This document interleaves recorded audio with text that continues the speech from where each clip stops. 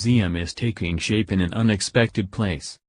The museum plans to display approximately 85 cars as part of a permanent exhibit, in addition to housing space for restoration, storage, and a library. Photo by Autoweek. Sturgis, South Dakota, may not be the first locale that pops to mind when you think classic Saabs, but that and number 39 is exactly where a new Saab museum is being created.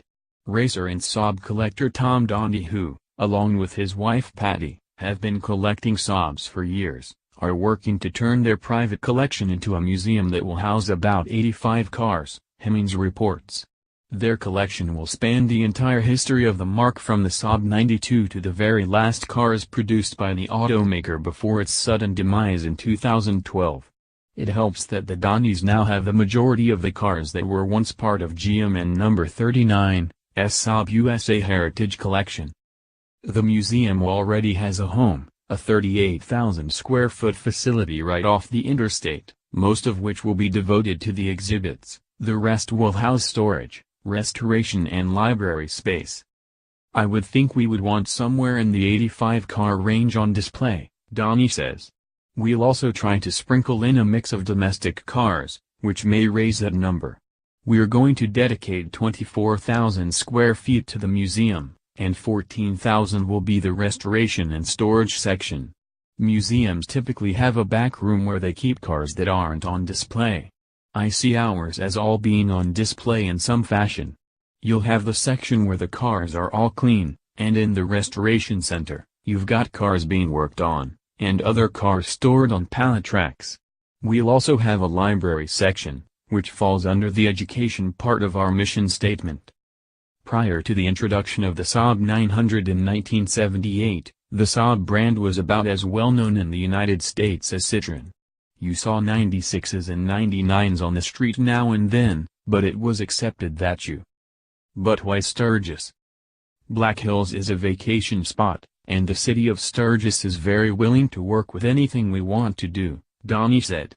Hopefully we can draw some revenue off the motorcycle rally, and eventually figure out how we fit in with the 300,000 to 400,000 people who come out there every August. We're right there, off the interstate, very easy to find and visible.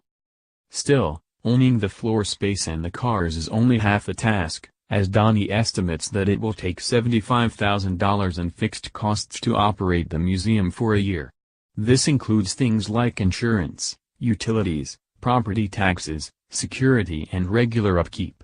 The museum will get help from Oreo North America, Hemmings reports, which is the parts import business that was formed out of the old Saab automobile parts, as well as the online Saab parts source www.esaabparts.com. In return, the museum will help Saab parts source hard-to-find hardware for older Saab models through special orders from specialty fabricators in the U.S. When will you be able to visit the museum itself? Donney expects it to open its doors in the next 2 years, likely in 2018. There is still a lot of work to be done, and the museum needs plenty of help to get going. Visit the project and number 39's website and contact Donney if you think you can help. Nearly all Saab dealers reached a dead end after the Swedish brand and number 39's bankruptcy in 2011. But not Park Avenue Saab in Maywood, N.J. The dealership, about 10 miles from Manhattan, bought the customer. J. Ramey. J. Ramey is an associate editor with Autoweek, and has been with the magazine since 2013. Jay also likes to kayak and bike. See more by this author. Classic cars, car news, authors, J. Ramey, other news, Saab.